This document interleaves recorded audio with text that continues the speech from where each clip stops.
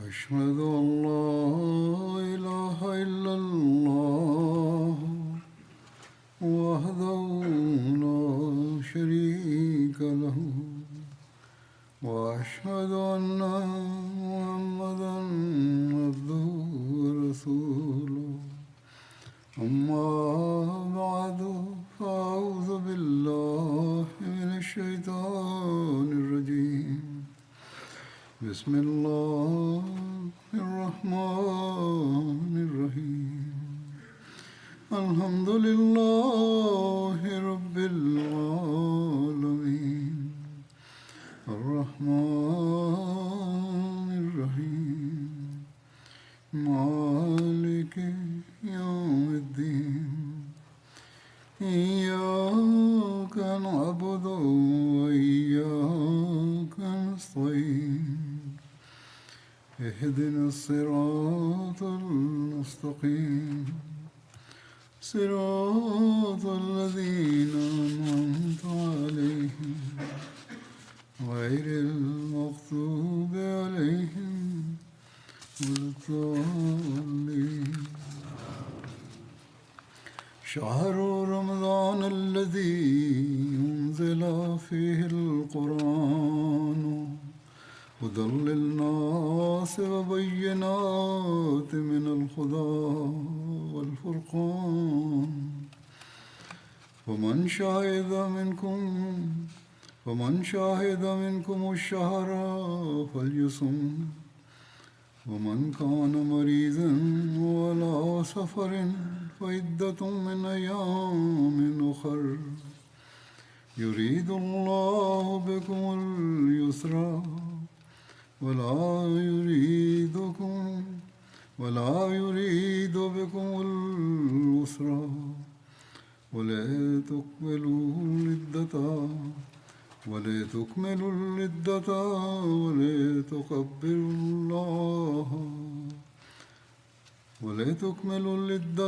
ولتكبروا الله على ما هداكم ولعلكم تشكرون. Masih the fifth, Ayyadahullahu Ta'ala binasr al-Aziz, recited verse 186 of Surah Al-Baqarah and stated that the translation of this verse is, the month of Ramadan is that in which the Quran was revealed as a guidance for mankind with clear proofs of guidance and discrimination. Therefore, whosoever of you is present at home in this month, let him fast therein. But whoso is temporarily sick or is on a journey shall fast the same number of other days. Allah desires ease for you, and He desires not hardship for you. And He desires that you may complete the number, and that you may exalt Allah for His having guided you, and that you may be grateful.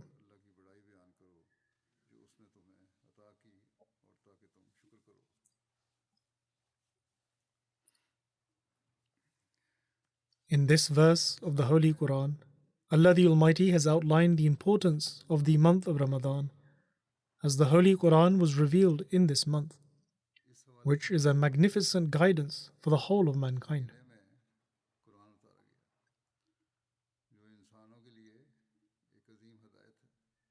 In this book, Allah the Almighty has included every aspect of guidance and outlined every path for mankind to advance towards Allah the Almighty. Furthermore, it warns against all of Satan's paths, and it gives guidance towards current and future matters. It also cautions against their dangers and how to be protected from them. It taught the methods of tackling atheism, and it has cautioned us of shirk, i.e. associating partners with Allah, and how one can protect themselves from it. In short, Allah the Almighty has mentioned every current, past and future matter in the Holy Quran, and He has mentioned all those methods by which one can increase their relationship with God Almighty and remaining steadfast upon His guidance in this final and complete Sharia.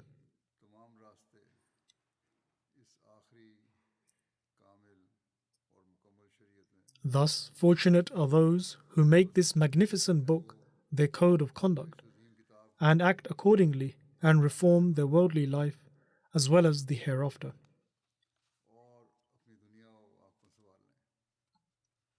If you adopt the truth and remain steadfast upon it, then you will witness the loving treatment of Allah the Almighty towards His servant.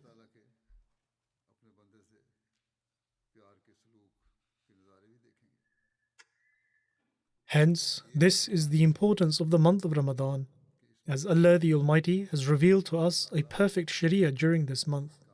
And in this book, we have been taught about the obligation of fasting and various other methods of worship. If we consider its importance to be limited to the fact that fasting was made obligatory therein, and that the Holy Quran was revealed during this month, then that is not sufficient, until and unless we gain a deep understanding of this complete guidance and make it our code of conduct. We Ahmadis are fortunate in that the true servant of the Holy Prophet, peace and blessings of Allah be upon him, i.e. the promised Messiah and Mahdi alayhi salam, has granted us this profound understanding.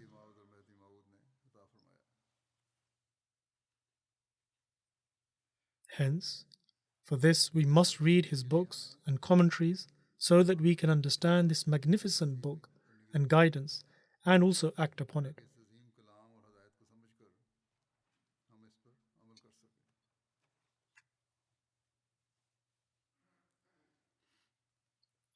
Tomorrow is also Yawm-e Masih Maud, i.e. the promised Messiah day, wherein we hold jalsas, i.e. gatherings with great regularity, and expound upon the fulfillment of the promised Messiah alayhi salam's advent, according to the prophecy of the Holy Prophet, peace and blessings of Allah be upon him, and the promise of Allah the Almighty. And on these occasions, various speeches are delivered as well. But the progress of faith cannot be limited to just this. In fact, the literary treasures that the promised Messiah alayhi salatu wasalam has granted us in light of the Holy Quran, reading them, acting upon them, and making them a part of our lives is also of paramount importance, and without which our faith cannot be complete.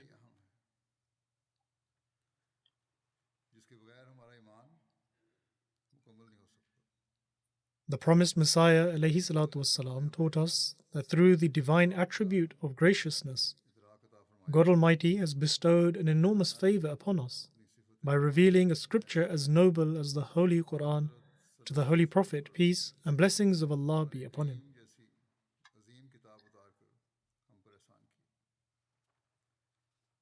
And now it is our duty to benefit from this and to make it a part of our daily lives.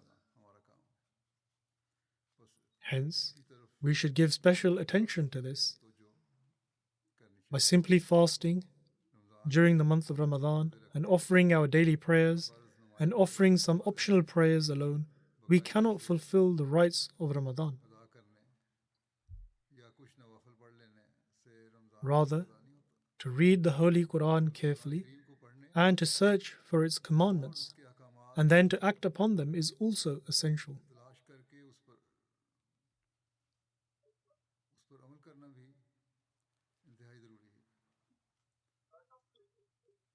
To search for the Quranic commandments is also necessary and of great importance.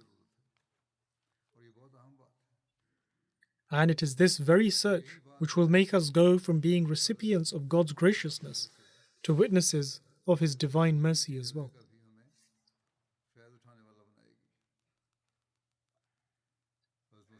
In order to show us the ways of gaining a deeper understanding of the Holy Quran and how to derive benefit from its blessings, the promised Messiah alayhi salatu wasalam has left for us countless discourses and writings.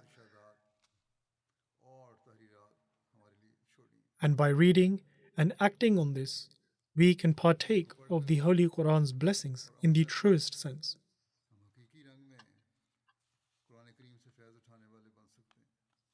I will also present a few extracts from these, but before that, let me just say about the importance of reciting the Holy Quran, that this is also extremely important, which should be fulfilled by each and every person during the holy month of Ramadan. and one should at the minimum recite one full part of the Holy Quran daily, so that a complete recitation of its text can be done in the month of Ramadan. Hazrat Jibreel alayhi salam used to go over with the Holy Prophet, peace be upon him, the entire portion of whatever had been revealed of the Holy Quran until that time in the month of Ramadan. And in the last Ramadan of the Holy Prophet, peace be upon him's life, he went over it with him twice. Hence, every person should be mindful of the importance of reciting the Holy Quran.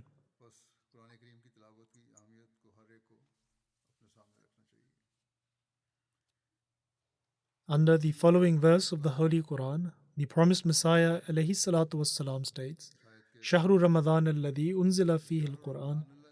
That is, the month of Ramadan is that in which this Quran was revealed. The promised Messiah alayhi salam states, this is the very Quranic phrase by which the profound importance of this month becomes evident. In other words, that this is that blessed month in which such a grand scripture was revealed. The promised Messiah alayhi salatu wassalam further states that the Sufis have stated that this is the perfect month for the illumination of the heart. In other words, this is the ideal month to illumine the heart and earn God Almighty's nearness. He further states, one experiences many spiritual visions in this month. The daily prayer purifies the self, and fasting readies the heart for divine manifestations. By the purification of the self is meant that one grows distant from the inner passions of the carnal self, meaning the evil and sinful thoughts that arise in one's mind. One becomes far removed from them.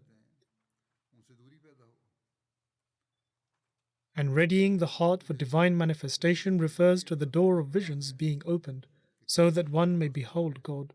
One is granted nearness to God thereby. The promised Messiah alayhi salam further states, this is exactly what's meant in the words Unzila fihi al-Quran, wherein the Quran was revealed, and there is no doubt regarding this. Through the blessings of acting upon the commands of the Holy Quran, and through acts of worship, one can indeed achieve the station of nearness to God. Then on one occasion, whilst drawing our attention to the importance of reading and understanding the Holy Quran, the promised Messiah alayhi salam states, I reflected over the word Quran, and then it became evident to me that this blessed word in itself contains a magnificent prophecy.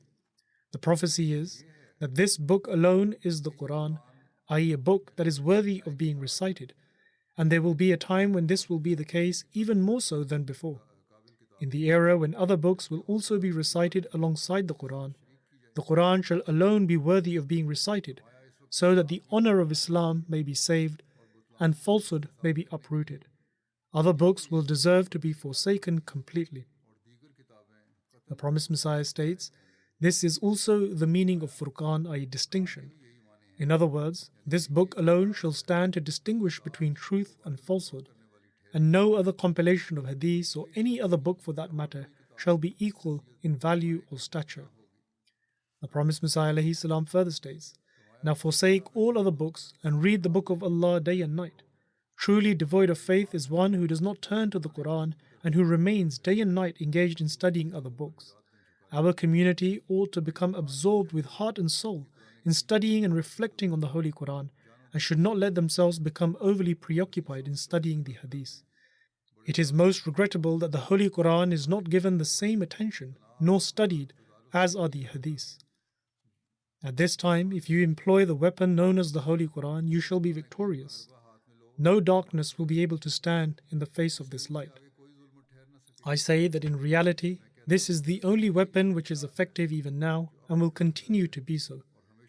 In the early era of Islam, this alone was the weapon in the hand of the Holy Prophet, peace and blessings of Allah be upon him, and his companions. And many glad tidings to those people who did not hesitate even in the slightest to hold fast onto this very book as the treasure of their faith.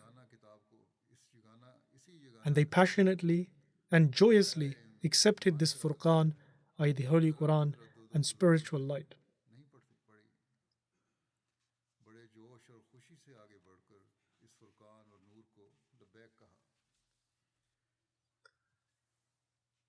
and then explaining the fact that the Holy Quran was revealed at a time which stood in dire need of it, the promised Messiah ﷺ states, "The age in which the Holy Prophet, peace and blessings of Allah be upon him, appeared, stood in dire need of a great heavenly reformer and spiritual guide." In other words, the era in which the Holy Prophet, peace and blessings of Allah be upon him, appeared, the promised Messiah ﷺ states, stood in dire need of a great heavenly reformer and spiritual guide, and that the teachings he brought were certainly true and met all the needs of the time, and they encompassed all the requirements of the age. The promised Messiah ﷺ further states that so effective and forceful was his teaching that thousands were drawn towards the truth. And the words, La ilaha illallah, that is, there is none worthy of worship but Allah, were engraved upon their hearts. The ultimate purpose of prophethood, which is to impart teachings that lead to salvation, was accomplished to perfection by the Holy Prophet, peace and blessings of Allah be upon him. This is far more than what any other prophet had ever achieved. Thus, this final book of Sharia came at a time when the circumstances of the time demanded for it, and it purified hundreds of thousands of hearts and continues to do so till today. Thus, those who seek to partake of its blessings should make an effort for this.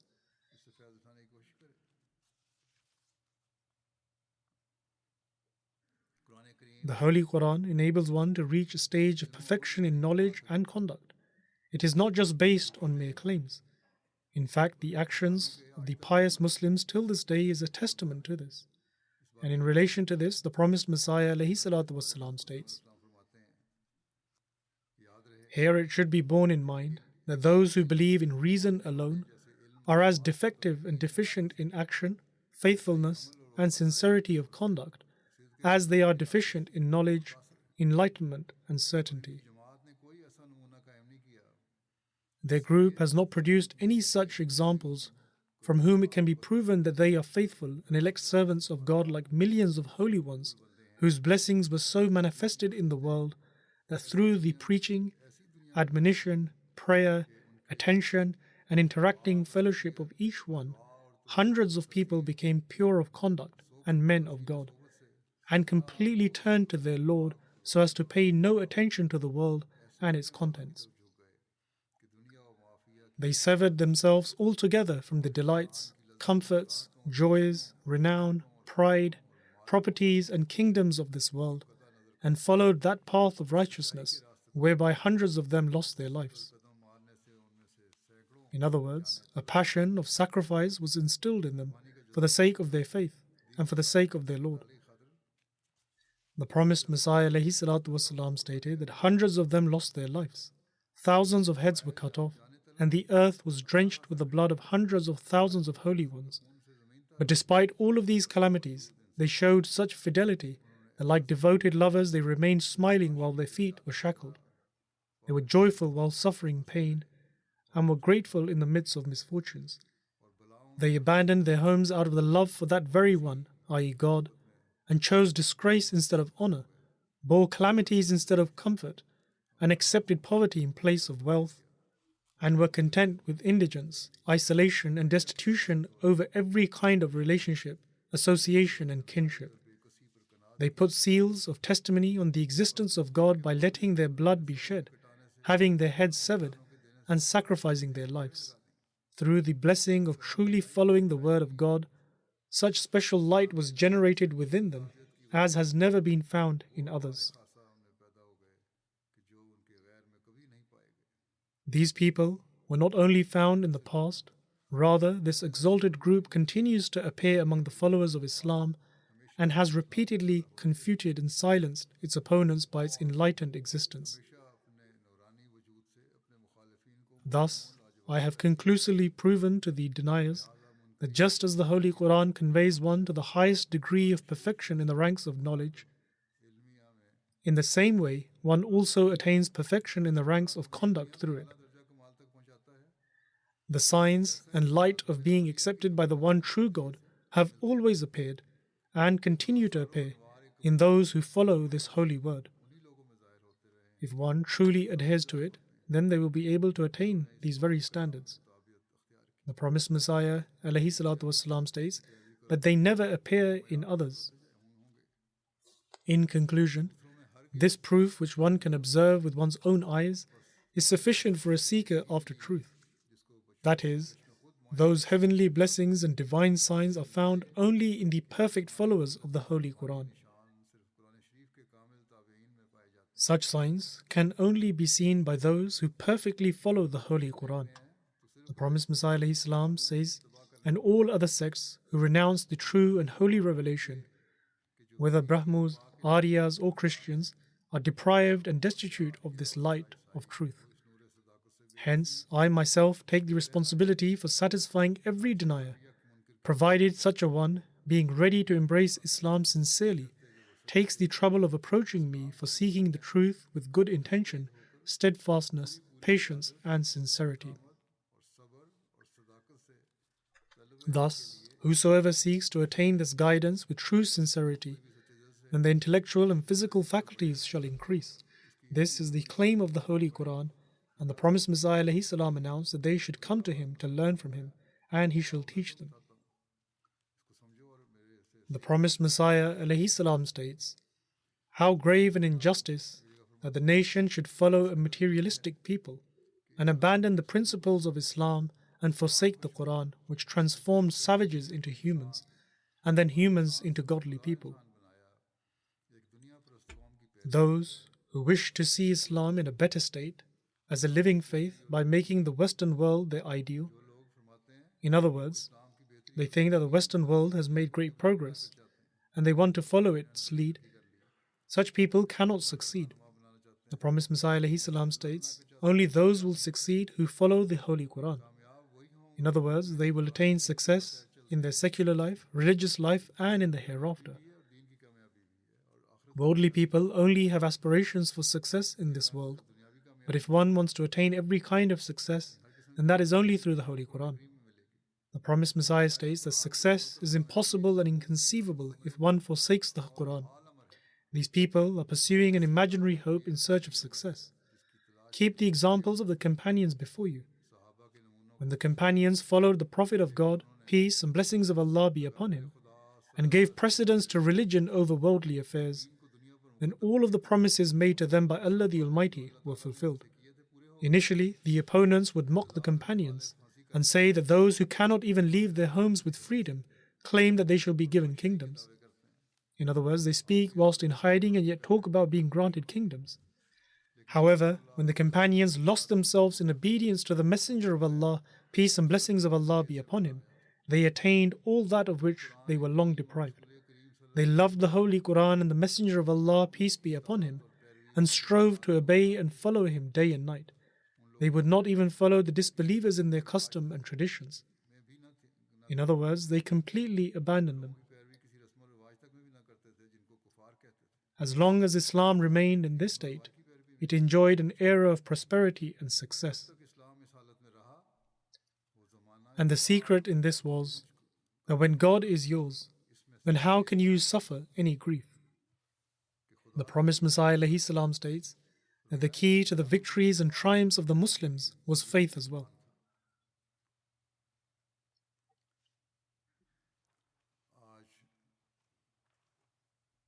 However, today those standards of faith do not exist and it is just mere claims.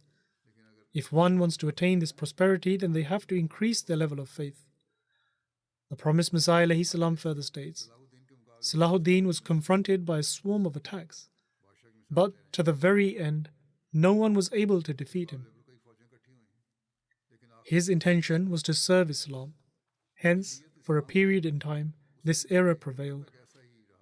However, when Muslim kings began to follow a course of sin and impiety, then the wrath of Allah the Almighty struck upon them, and gradually they began to suffer such a decline that now you can see the current state of affairs. In other words, the weak state of Islam. In my view, the people's assessment of this malady is one with which I disagree. Further, the remedy that is proposed to cure this disease will prove even more dangerously harmful. This is because their solution, is that they ought to follow the Western world if they want to progress and pursue their knowledge. Indeed, one should seek knowledge, but they should make the Holy Quran as their guiding principle.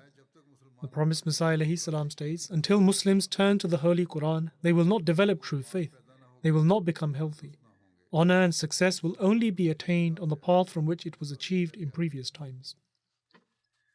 Thus, progression in your faith and conduct will not come by following worldly people. Rather, it will come by following the Holy Quran. Then, regarding Muslims becoming heedless of the Holy Quran and becoming indolent in reading the Holy Quran, the promised Messiah ﷺ states with great anguish that Allah the Almighty sent the Holy Prophet, peace be upon him, who came and presented that God to the world, which the human conscience and human nature desires. And its complete details are found in the Holy Quran, which is the true book of God. The promised Messiah ﷺ further states, at this time I will separate those people who are not Muslims and will only speak about those who are Muslim, and I only address them. Ya Rabbi inna qawm ittakhazu hadha al-Qur'ana mahjura. That is, O my Lord, people indeed treated this Qur'an as a discarded thing. The promised Messiah ﷺ further states, always remember that the Holy Quran is the fountainhead of all true blessings, and it is the true path to salvation. It is the fault of these people that they do not act upon the Holy Quran. Among those who do not act upon it, there is a particular group who do not believe in the Holy Quran and do not consider it the word of God. These people are extremely far from God. But those who believe that the Holy Quran is indeed the word of God and it is the means of salvation, if such people do not act in accordance with it, then how strange and unfortunate a matter this is. There are many among them who have not read the Holy Quran in their entire lives. Thus, the example of such people who are completely unmindful and careless of the word of God Almighty is like a person who knows that such and such fountain is incredibly pure, sweet, pleasant, and that its water is an elixir and a cure for many diseases. He certainly believes in this, but despite knowing this, and despite being thirsty, and being afflicted by many ailments, he does not go to the water. It is a fountain of such water that also quenches the thirst, and is a cure, and yet he does not go to it. How unfortunate would such a person be? The promised Messiah ﷺ states, how unfortunate and ignorant are these people. They should have put their mouth on such a fountain, and by drinking to their fill, they would have attained delight from the pleasant and healing water. But despite having the knowledge, they are so far that they are completely unaware of it. He further states, they remain far from it until death comes to bring about their end. That is, death comes to some of them, but they do not pay attention to the Holy Quran. The promised Messiah ﷺ further states, this person's condition serves as a lesson and admonishment for us. The condition of the Muslims is in this state right now. They know that the key to all the progress and advancement is in the Holy Quran, upon which they wish to act, but they don't even care about it. A person who has sympathy and is a well-wisher, and then not only pure sympathy, but also calls them towards God's commands and according to His divine will, he is called a great liar and a deceiver. What more of a pitiful state for a nation is there than this? Meaning, the promised Messiah ﷺ, who was sent by God in this age to spread the teachings of the Holy Quran, he is called a liar, one who forges lies against God, and he is cursed at. They are increasing in their opposition. Then how more of a pitiful condition will these people stoop to? The promised Messiah ﷺ states, the Muslims should have, and it is still necessary for them to consider this fountain an extraordinary blessing and give its due worth. Giving its due worth means to act in accordance with it, and then witness how God Almighty removes their problems and difficulties. If only the Muslims understand and reflect that Allah the Almighty has created this righteous path for them, and that they should tread upon it and derive benefit from it. The promised Messiah ﷺ states, certainly remember that whoever believes in Allah the Almighty with a sincere heart and acts in accordance with his holy book and obeys the Holy Prophet, peace be upon him, then Allah the Almighty blesses them with innumerable blessings. Such blessings are given to them which are far greater than the blessings of this world. One of them is the forgiveness of sin. That is, when they turn back and repent, then God Almighty forgives their sins. Other people are completely deprived of the benefits of these blessings because they do not even believe that sins are forgiven through repentance. Some of them even believe that whatever happens, they will be reincarnated, which is the belief of some Hindus. And they claim that forgiveness cannot be given. And according to the rule of the Christians, if you commit sin after believing in the blood of Christ, then the crucifixion cannot give you any benefit, because the Messiah will not be put on the cross twice. So then, isn't it clear that the path to forgiveness and salvation for these two is closed, because the committing of sins cannot stop? In other words, this continues to happen, for humans continue to slip up. And if they do not thank God Almighty for His provision, then this is also a sin. And if they remain heedless, then this is also a sin. And in accordance to these sins, they will either be reincarnated accordingly, or the Messiah will not be put on the cross again to save them. Thus, they will have to completely sink into despair. In the rest of the religions, if sin is committed, then they must despair, for there is no path to forgiveness. But Allah the Almighty has not given this teaching to the Muslims. For them, the door to repentance is always open. When one turns towards Him, and after acknowledging their sins, they ask to be forgiven and thereafter intend to do good deeds, then Allah the Almighty forgives him. This is why I say that one should listen attentively to what I say. It should not be that they merely fall upon your ears, and you derive no benefit from them, and they reach not to your hearts. Hence, listen to these words and allow them to penetrate your hearts.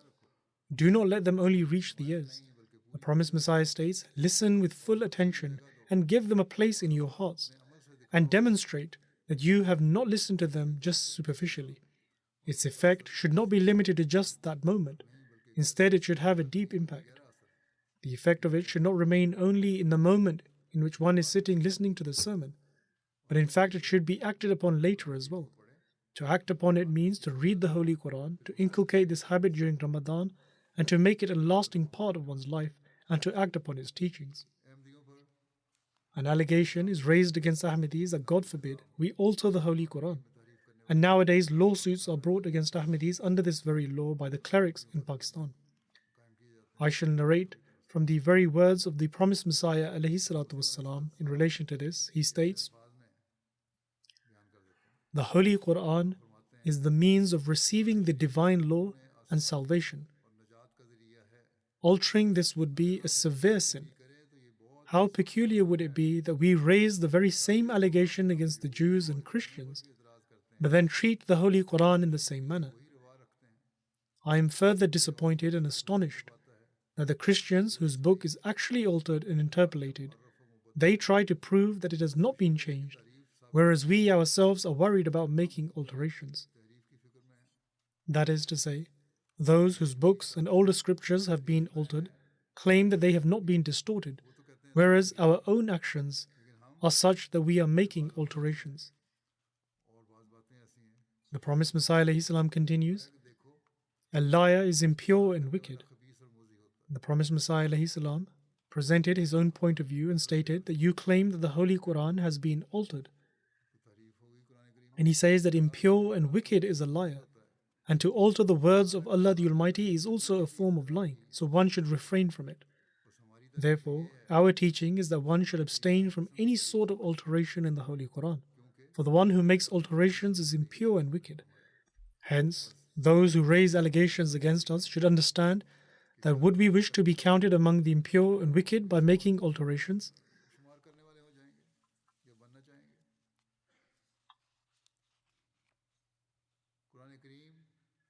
With regards to the Holy Quran being a perfect book, the promised Messiah ﷺ states, I am ever ready to serve the Holy Quran.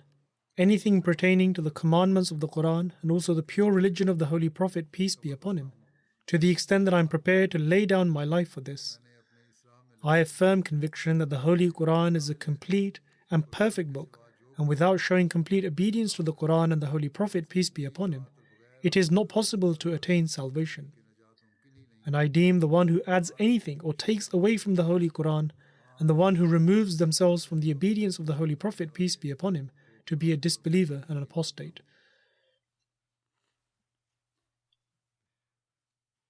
Thus, this is a response to all the allegations that they, the opponents, level against us.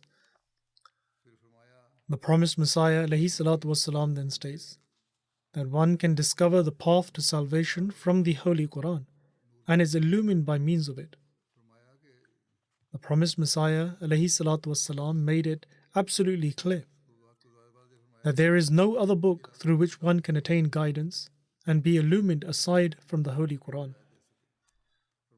The promised Messiah ﷺ states, the true guide is the Holy Quran. By following the Holy Quran, the paths to salvation are illumined and one reaches the loftiest stages of prosperity in this very world.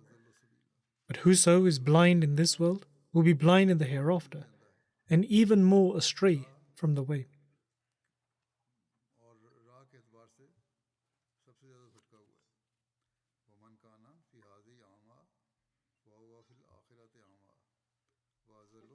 The promised Messiah ﷺ further states, for the one who wishes to strive in order to attain true cognizance of God and does not confine themselves to mere verbal traditions, they should be clear that there is only one path to attaining hidden verities, and that is to show complete obedience to the seal of the prophets, the Holy Prophet Muhammad, peace and blessings of Allah be upon him.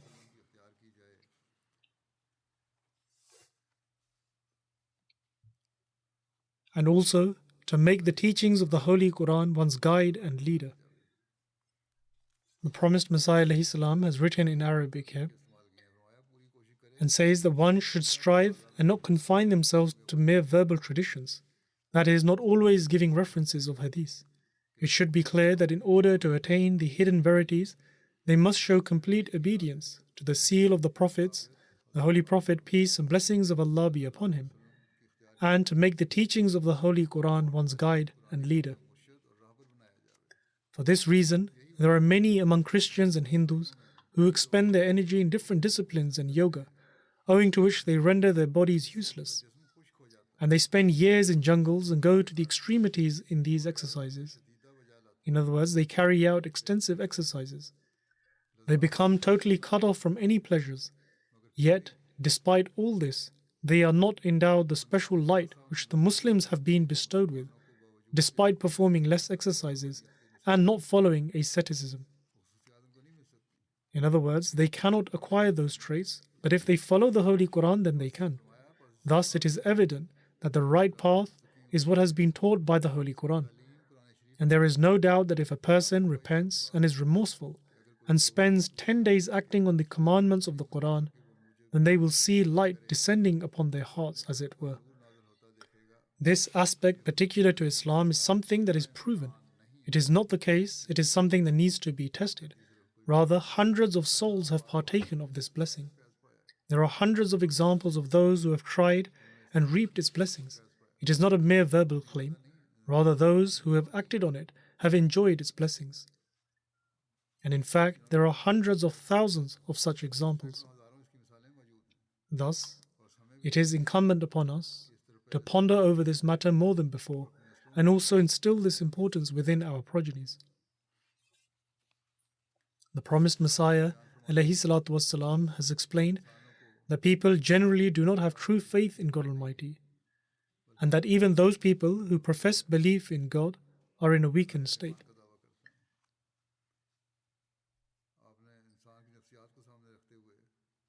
And keeping human psychology in mind and basing proofs upon the teachings of the Holy Quran, the promised Messiah ﷺ states, dear friends, the reason why man has become audacious is because indolent man does not have true conviction in God Almighty, nor does he believe in God's punishment of the hereafter.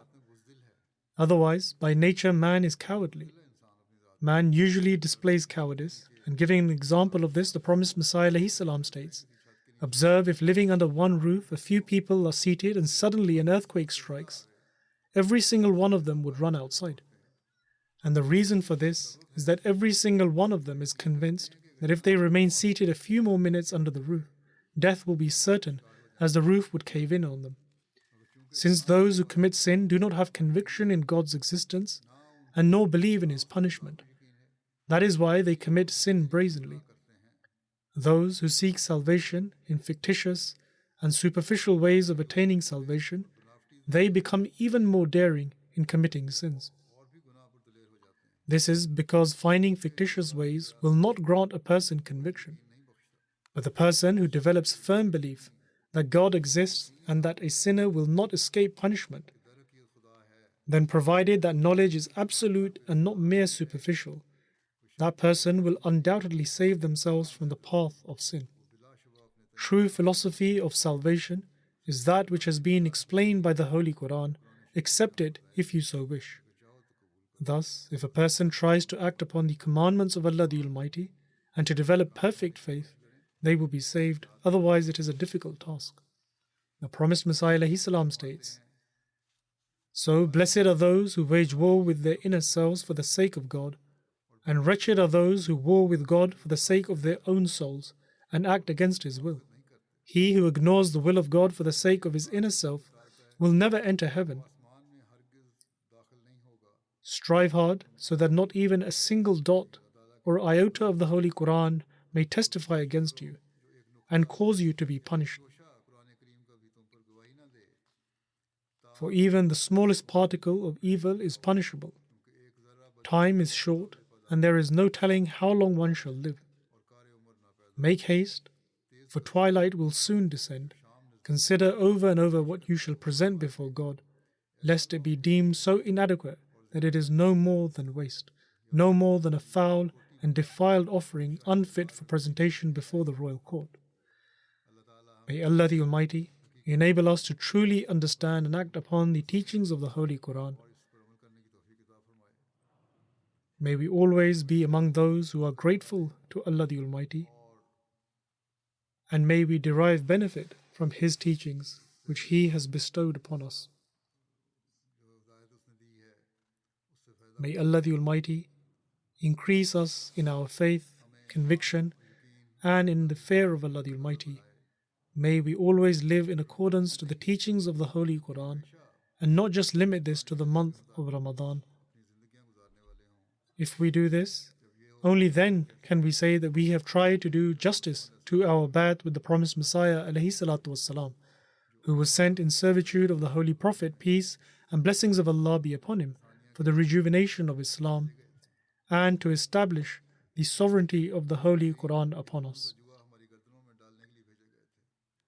May Allah the Almighty enable us to partake of the blessings of the Holy Quran in this month of Ramadan and enable us to continue benefiting from it after this as well.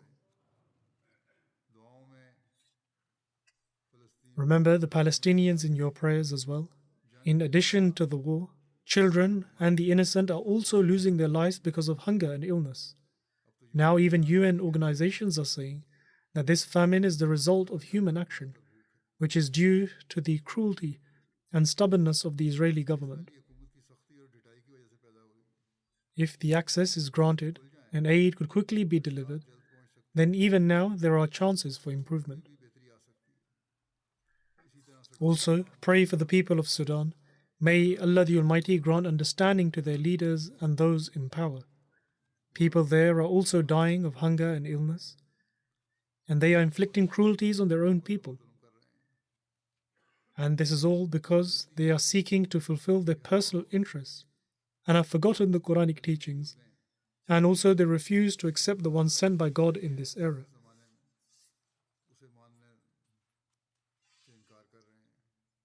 Similarly, the same is happening in various other Muslim countries as well, and their situation is also very deplorable, where governments are inflicting cruelties upon their own people and fighting amongst themselves. May Allah the Almighty have mercy on them. Also pray for the Ahmadis in Pakistan and Yemen who have been imprisoned due to their faith. and pray for the general conditions in Pakistan that may Allah the Almighty keep the Ahmadis in His protection. After the Friday prayer, I shall lead some funeral prayers in absentia as well. The first mention is of Dr. Zahiruddin Ahmed Sahib from USA, who passed away recently. Inna lillahi wa inna ilayhi raji'un. He was the son of Sahibzadi Amtul Rashid Begum and Mia Abdul Rahim Ahmed Sahib. From his mother's side, he was the great-grandson of the promised Messiah alayhi salam and Hazrat Hakim Maulvi Nuruddin Sahib, Khalifatul Masih Awwal radiyallahu ta'ala anhu, and the grandson of Hazrat Muslim Maud radiyallahu ta'ala anhu. From his father's side, he was the grandson of Hazrat Professor Ali Ahmed Sahib radiyallahu ta'ala anhu, who was a companion of the promised Messiah alayhi salam. The deceased attained a medical degree and also served in the army. He later opened his own medical clinic in Rabwa and helped many poor people of the local area, and people derived great benefit from his clinic.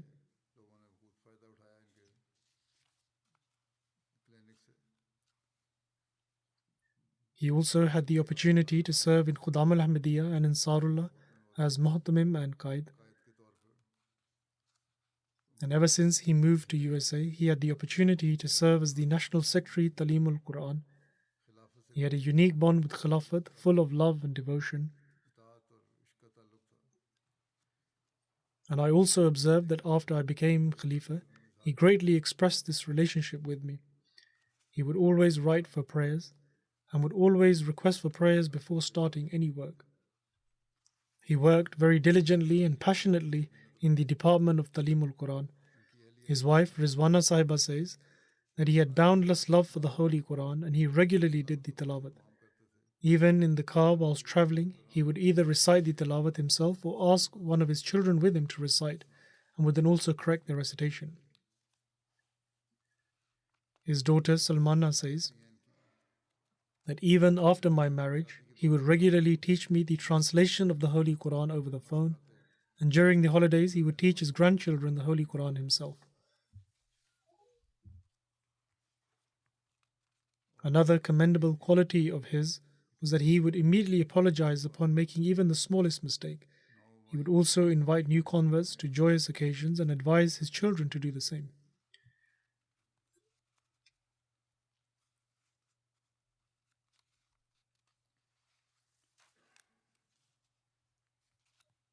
His son-in-law, Mirza Nabil Ahmed, says that he would greet everyone with immense love and affection.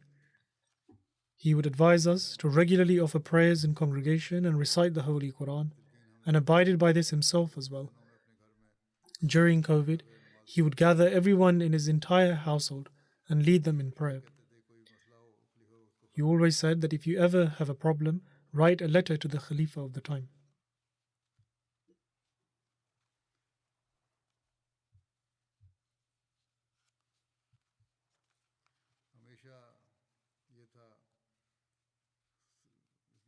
His daughter Mufliha writes that he told us that always have a positive outlook, put your trust in Allah, and think positively about others, show humility, and admit your own shortcomings.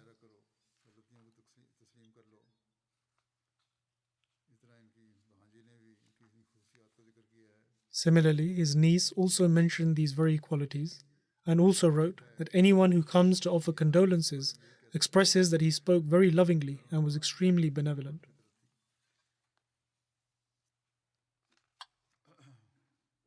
Farhad Rana Sahib, a missionary, writes that I knew him since I was 15 years old. He helped attach me to the community, and in fact it was because of him that I dedicated my life. Chaudhry Wasim Ahmed Sahib writes that once Hazrat Khalifatul Masih IV Rahimahullah assigned us a task to complete a project in 1974, and the deceased worked with great diligence and humility, and at times he would be up all night working. He took great care of and served the sick, and apart from paying for their treatment, he would give them money to purchase medicines as well. He especially looked after the poor and was extremely hospitable. He was my cousin from my mother's side, and I observed him in his home, and even during the days that Jalsa would take place, his parents would especially extend their hospitality. And indeed, when both parents are like this, then this has a positive impact on the children as well. During the days of Jalsa, they would vacate their home and reserve it for the guests, and they themselves would sleep in a tent outside, and the entire home would be full of guests. This pious nature was passed on to him as well.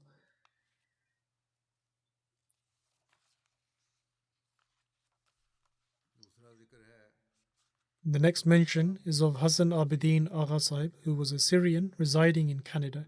He passed away recently at the age of 80. Inna lillahi wa inna ilayhi raji'un. इनके बेटे अब्दुल कादिर आबदीन लिखते हैं कि ये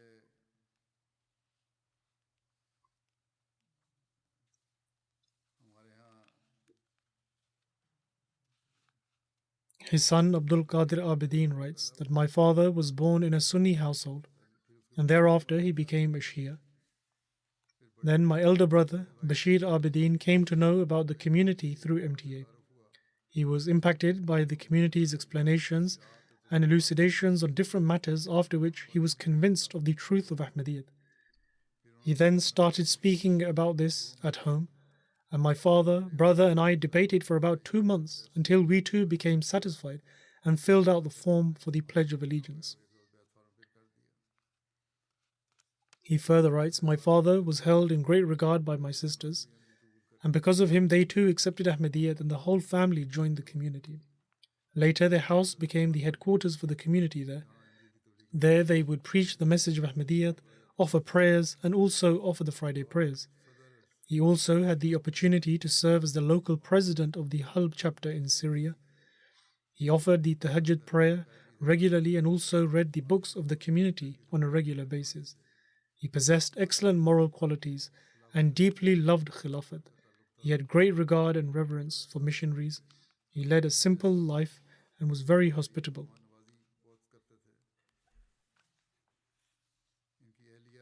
His wife Zubaydah Sahiba says that he possessed lofty morals and was a great husband. He would help me in my tasks around the home, and he maintained a loving relationship with my siblings and close relatives. He always advised our children to be truthful, trustworthy, and to treat others with love. He also advised them to be hospitable, and he would always offer the Tahajjud prayers and regularly give charity. One of his grandsons is studying in Jamia Ahmadiyya, and he says that my grandfather was very humble, patient, and content. I also observed him to be regular in offering the Tahajjud prayer. He regularly recited the Holy Quran and showed love to everyone. He was also exceptionally forgiving and overlooked the faults of others. Muslim Shambur Sahib, a missionary, writes that one of his prominent qualities was that he was content with limited resources. Even during financial difficulties, he never asked anyone for help. In fact, if he had some money, he would give it away in charity. And he never desired to be dependent upon anyone. If ever he needed to go anywhere, to the market to purchase something, we told him many times that we would take him in our car. However, even in the winter, he would walk to the market. Rather, even in his final days, when walking had become difficult for him, I saw him walking to the market in the cold. He never liked to depend on anyone, and he was a very grateful person. Hafiz Abdul Wahid Bhatti Sahib says that I always found the following prophecy of the promised Messiah ﷺ to be fulfilled in the being of Hassan Abidin Sahib. That is, that the righteous ones of Arabia and the devotees of Syria call down blessings on you. And whenever he hugged me, he would say that I love you because you are from the nation of the Mahdi ﷺ. Whenever the promised Messiah ﷺ's name was mentioned, he would spontaneously say peace be upon him multiple times, and his eyes would well with tears, and he would say that through the true Islam, the promised Messiah ﷺ has cleared up all the smoke that has spread everywhere in our times. He had profound love for Khilafat. May Allah the Almighty grant him forgiveness and mercy and elevate his station.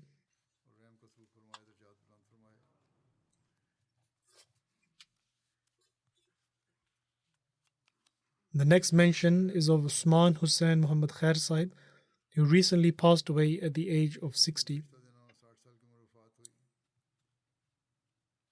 He had been living in Saudi Arabia,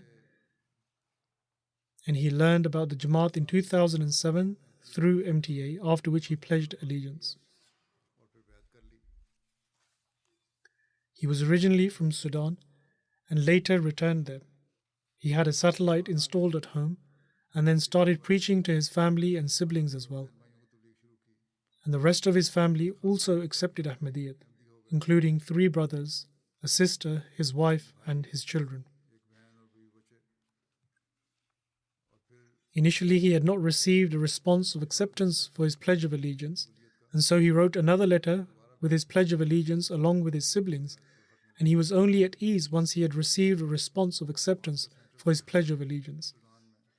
His home served as the Jamaat Center in Sudan, and that is where the Friday prayers would be offered and MTA was watched, and also the Dars would be given and Tafsir-e-Kabir would be studied. He was very generous in spending for the sake of the Jamaat, and he would be very happy when Ahmadis visited. He never sought any help from the Jamaat in taking care of expenses and instead would spend out of his own pocket. Similarly, he never accepted any office in the Jamaat. Whenever he would be requested to take on a role or an office, he replies saying that it should be given to the youth so that they may have more of an opportunity to learn. The deceased's wife and children are given to service just like he was. One of his daughters is a doctor, while his son serves in the financial department. His home was still being used as the headquarters, but since the civil war, people have become dispersed to different areas and communication has been cut off. And I mentioned before as well that pray for their condition to improve and that the Jamaat may be able to gather there once again. He is survived by his wife, 2 sons, and 2 daughters.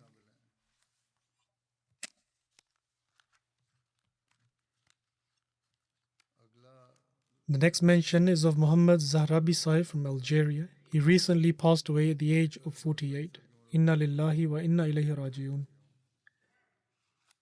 The president of the Jamaat there writes, the deceased suffered from cancer and he loved the Jamaat a great deal. He was very hospitable and was obedient to Khilafat. He worked in the army. His friends enjoyed visiting his home, and despite his poverty, he would be very hospitable towards them. He also had to face a legal case, during which the judge asked him, "And how can an Algerian like you follow an Indian person?" To this he replied, "And how can a country like Algeria be scared of an Indian person?" In other words, they looked down upon the Imam Mahdi alayhi salam, then why did they fear him so much? This, in fact, is the state of the clerics today. If they are not afraid of us, then why do they not allow us to speak openly? Why do they stop us from preaching? They are simply afraid that since what we are saying is true, people will accept it, which is why they try to attribute false and wrong things to the Jamaat and the promised Messiah alayhi salatu wassalam.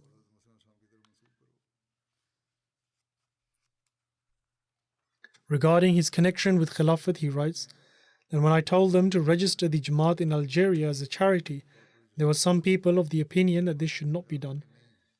And to this he said, that when the Khalifa of the time has sent an instruction, you should stop your arguments and start working.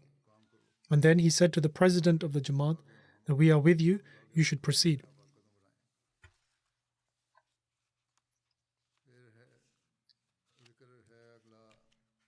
The next mention is of Sayyid Ahmad Varaj Sahib, son of Abdul Hai Varaj Sahib of Rabwa.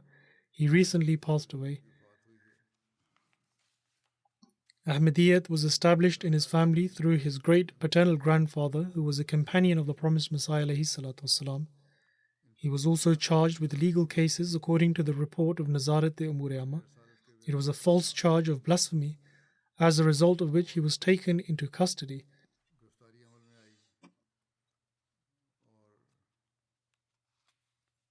And the case continued, and he was later honorably released. He had the honor of remaining in custody for 3 years and 2 months. However, the opposition was so severe that even after being released, he was not able to return home, and so he remained in Rabwa. The next mention is of Shahbaz Gondal Sahib, who was the son of Ahmad Khan Gondal Sahib. He was also from Rabwa and had been residing in Holland these days. He recently passed away in Holland. Inna lillahi wa inna ilayhi raji'un. Ahmadiyyat was established in his family through his paternal grandfather, Khushi Muhammad Sahib of Nawabshah, who pledged allegiance during the era of Hazrat Khalifatul Masih II radiyallahu ta'ala anhu. In 1992, he had the honor of becoming a prisoner in the way of Allah. He was apprehended in Kotri based on false charges of blasphemy and propagation, and his case continued for 10 years. And although he was released after 2 to 3 months of remaining in custody, however, the case continued for 10 years. He was regular in offering the 5 daily prayers and the tahajjud prayers. He was at the forefront of service to the Jamaat, and he would happily fulfill whatever task was given to him. May Allah the Almighty grant all of these deceased members His forgiveness and mercy and elevate their station. After the Friday prayer, I will lead the funeral prayers in absentia for all of them.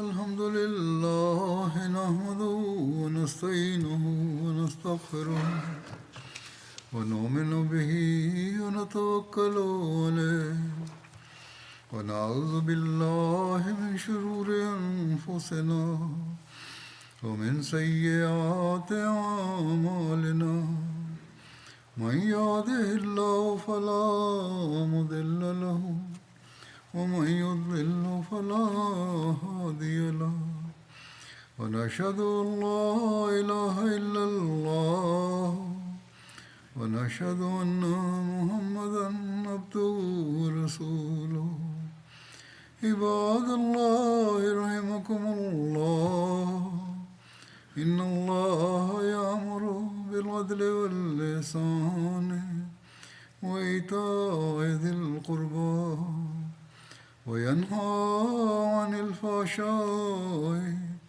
والمنكر والبغي يعظكم لعلكم تذكرون اذكروا الله يذكركم وادعوه يستجب لكم ولذكر الله أكبر